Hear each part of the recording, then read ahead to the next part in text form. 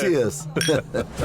உண்மையிலேயே இந்த பார்ட்டியை ரொம்ப அருமையா ஏற்பாடு பண்ணிருக்கீங்க குலாப் சிங் சார். கண்டிப்பா பார்ட்டி அருமையா தான் இருக்கும். ஏன்னா ஒரே டைம்ல ரெண்டு நல்ல விஷயமாச்சே. ஒன்னு பெரிய பையன் அப்பா ஆக போறான், அப்புறம் ரெண்டாவது பையன் வீல் சேர்ல இருந்து எந்திரிச்சு சொந்தமா நடக்க ஆரம்பிச்சுட்டான். அடேங்கப்பா, ரெண்டு பசங்க சந்தோஷத்துக்காக நீங்க இவ்ளோ பெரிய பார்ட்டியை அரேஞ்ச் பண்ணிருக்கீங்க. ஆனா உங்களோட மூணாவது பொண்ணு அவ எங்க?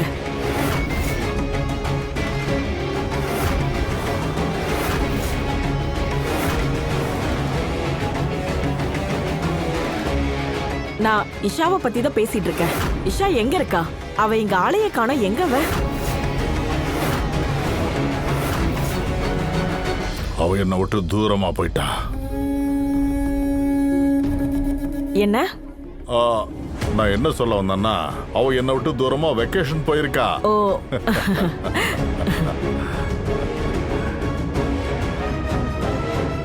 அப்படியா? அவளுக்கு கல்யாணம் ஆயிடுச்சுன்னு தானே நான் கேள்விப்பட்டேன். அவ ரவுடியை கல்யாணம் பண்ணிட்டா.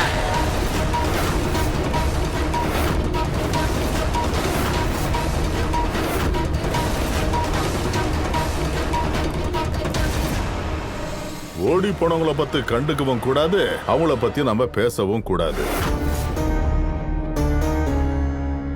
ஆனா நீங்க பார்ட்டிக்கு தானே வந்திருக்கீங்க, பார்ட்டியை நல்லா என்ஜாய் பண்ணுங்க. Cheers.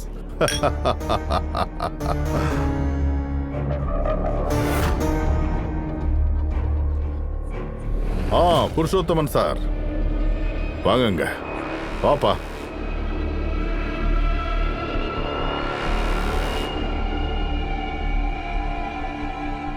ஜனங்களோட வாயை மூடணும்னா அதுக்கு ஒரே வழிதான் குலாப் சிங் சார். இஷாவை திரும்பவும் வீட்டுக்கு கூட்டுவாங்க. என் பையனுக்கு இப்பவும் உங்க பொண்ணு மேல ஆசை இருக்கு. உங்களுக்கு தேர்தலில் நிக்க சீட்டு வேணும் இல்லையா? இஷா கூடிய சீக்கிரம் திரும்ப வருவா புருஷோத்தமன் சார். நான் உங்களுக்கு வாக்கு கொடுத்திருக்கேன்ல. இந்த குலாப் சிங் கொடுத்த வாக்கை காப்பாத்துறதுக்கு எந்த ஒரு எல்லைக்கும் போவான். புருஷோத்தமன் சார், இஷாவோட கல்யாணம் கண்டிப்பா உங்க பையன் கூட தான் நடக்கும். அதுவும் கூடிய சீக்கிரத்திலேயே. Cheers. Cheers. Cheers பா.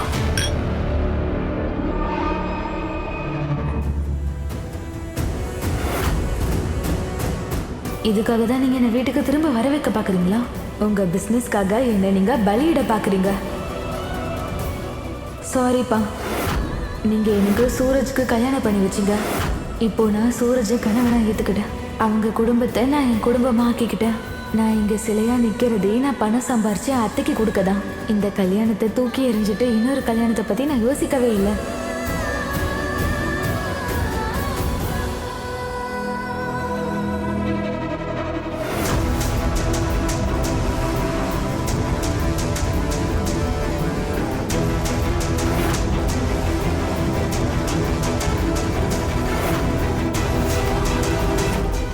நான் இப்போ ஏதாவது பண்ணி அவருக்கு இந்த மருந்தை கொடுத்தே ஆகணும். அப்பதான் குறை யார்கிட்ட இருக்கிற விஷயம் வெளிச்சத்துக்கு வரும்.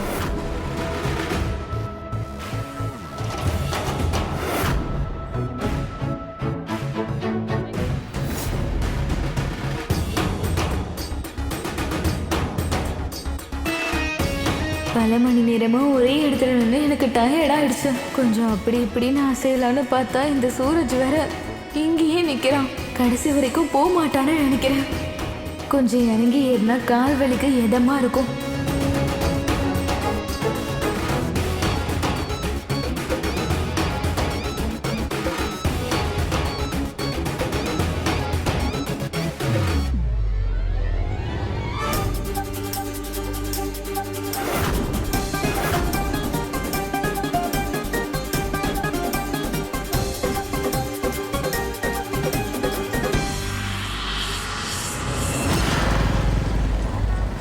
அத்தை சாப்பிடுங்க. இல்ல சாப்பிடுங்க அத்தை, சாப்பிடுங்க. இவ்ளோ பணம் செலவு பண்ணி எதுக்காக இதெல்லாம் சாப்பிட வாங்கிட்டு வந்தீங்க? அத்தை, உங்க உடம்பு இன்னும் முழுசா குணமாகல. அதுவும் இல்லாம மோனிகண்ணியும் சரி ஈஷாவும் வீட்ல இல்ல. அப்ப யாரு சமைப்பா? சரி, ஈஷாவை எதிர்பார்க்க முடியாது தான். அப்புறம் ரியா என் மேல நம்பிக்கையெல்லாம் வைக்காதீங்க. நான் எந்த காலத்துக்கும் சமையல் கட்டு பக்கம்லாம் போக மாட்டேன். வாய மூடு. வர வர ரொம்ப ஓவரா பேசிட்டு இருக்க. இங்க கிச்சனுக்கு போறதுல தான். ஆனா மாமியார் வீட்டுக்கு போனா என்ன பண்ணுவ? நாங்க அவமானம் பண்ணணுமா? ஒருவேளை இப்படி நடக்கலாம் இல்லையா? நான் மாமியார் வீட்ல போய் வேலை பார்க்க வேண்டிய அவசியமே இல்லாம போச்சுன்னா? நீ பேசுறத பார்த்தா ஏதோ பணக்கார பையனை வளைச்சு போடுற மாதிரி தெரியுதே. ஆமா, யாராவது இருக்காங்களா என்ன? இப்ப வரைக்கும் இல்ல. ஆனா கண்டிப்பா பணக்கார பையனை தேடி கண்டுபிடிச்சிருவேன். அப்புறம் இன்னொரு விஷயம், நான் கல்யாணம் பண்ணிக்கிறதா இருந்தா நான் பணக்கார பையனை மட்டும் தான் கல்யாணம் பண்ணிப்பேன். அட கடவுளே, என்ன கொடுமை இது. நீ அந்த மாதிரி ஏதாவது பண்ணன் வை, அப்புறம் கைய காலை உடைச்சி உன்னை வீட்டுக்குள்ளேயே வச்சிருவேன். புரிஞ்சுதா? பாவ் பாஜி பார்க்க நல்லா இருக்கு. இன்னைக்கு சமைக்க வேண்டிய அவசியம் இருக்காதுன்னு நினைக்கிறேன். ஆனா இப்ப என் வயிறு கடமடாங்குது. வேற வழியே இல்லை.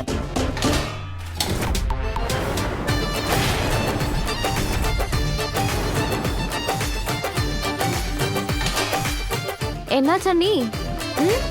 ஒன்றும் இல்லை, நானும் பாவ் பாஜி சாப்பிடலான்னு நினைச்சேன். ஆனா நீங்க தான் ஏதோ பார்ட்டிக்கு போறேன்னு சொல்லிட்டு தானே போனீங்க. ஆ நீங்கள் சூரஜ் கூட இருக்கிறத நான் பார்த்தனே குலாப் மாளிகையில். நீங்கள் அங்கே பார்ட்டிக்கு போனீங்கன்னு நினச்சேன். அதான் நாங்கள் எல்லாரும் வீட்டில் பார்ட்டி கொண்டாடுறோம்.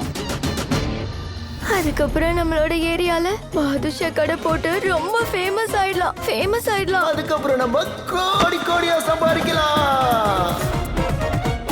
உண்மையாவே எங்க பார்ட்டி சூப்பரா இருந்திருக்கும்ல. அண்ணி, சாப்பாட்டுல என்னெல்லாம் இருந்துச்சு? அண்ணி சொல்லுங்களேன், அவங்க சாப்பாடு வேற மாதிரி இருக்குமா என்ன? அவங்க அப்படி என்ன சாப்பிட்டாங்க? ஆ சொல்லுங்களேன் அண்ணி.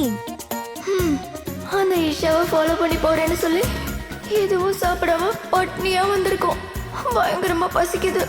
ஆனா இவங்க என்னடான்னா என்ன சாப்பிட்டீங்கன்னு கேக்குறாங்க. என்னங்க, என்னால முடியல. வெளியே போய் ஏதாவது எனக்கு வாங்கி கொடுங்களேன். மயக்க வர மாதிரி இருக்கு. மயக்க போட்டு எங்கேயோ விழுந்துருவோம் போல இருக்கே. அமைதி அமைதி அமைதி. ஏ நில்லு.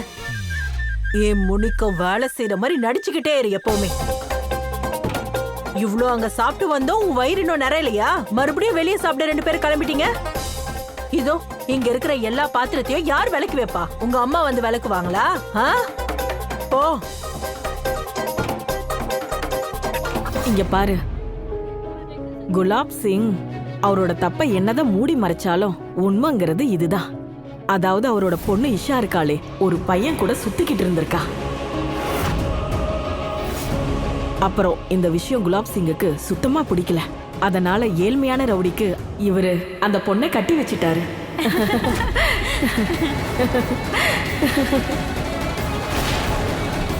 என்ன வேணா இருக்கட்டும். இஷா போனதுக்கு அப்புறம் குலாப் சிங் வீட்டுக்கு 2 நல்ல செய்தி வந்திருக்கு. பெரிய மருமக அம்மாவாக போறா. சின்ன பையன் சொந்த காலில் நிக்கிறான்.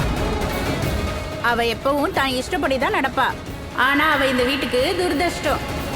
உண்மையிலேயே நீ சரியா சொன்ன.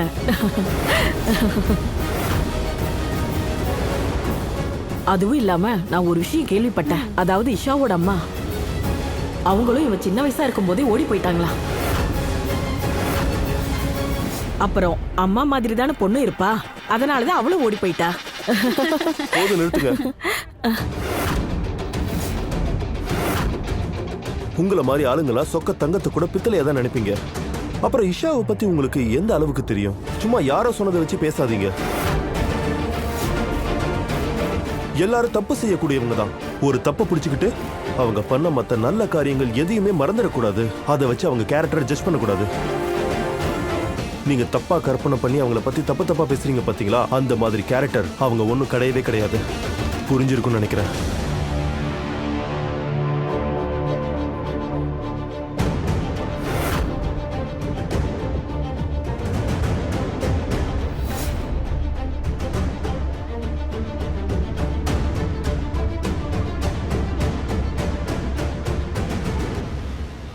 சொல்லுங்க ஐயா. புகழும் சரி, அவமானமும் சரி, இது 2த்தையும் நம்மளால கட்டுப்படுத்தவே முடியாது. நம்ம எத்தனை பேருடைய வாயத்தை அடைக்க முடியும் சொல்லு? என் பொண்ணு இஷாவால எனக்கு ஏற்பட்ட இந்த அவமானம் இருக்கு. அது எப்ப போகணும்னா எப்போ ஈஷா இந்த குலாப் மாளிகைக்கு திரும்ப வராளோ அப்பதான். உனக்கு புரிஞ்சுதா? புரியுது ஐயா. எந்த அளவுக்கு இஷாவை இந்த வீட்டுக்கு நீங்க திரும்பி கூட்டிட்டு வரணும்னு ஆசைப்படுறீங்களோ அந்த அளவுக்கு நானும் உறுதியா அவங்கள இந்த வீட்டுக்கு திரும்பி கொண்டு வர ஆசைப்படுறேன். நீங்க என்ன நம்புங்க ஐயா. நான் இஷாவுக்கு எந்த ஒரு வழியும் விட்டு வைக்க மாட்டேன். ஒரே வழியா இங்கே தான் வரணும்.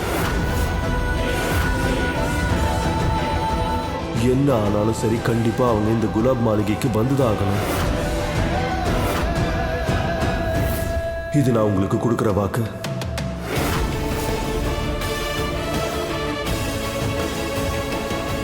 சூரஜ், உன் வாழ்க்கையை விட்டு நான் போயிட்டா நிஜமாவே உனக்கு எந்த கவலையும் இல்லையா?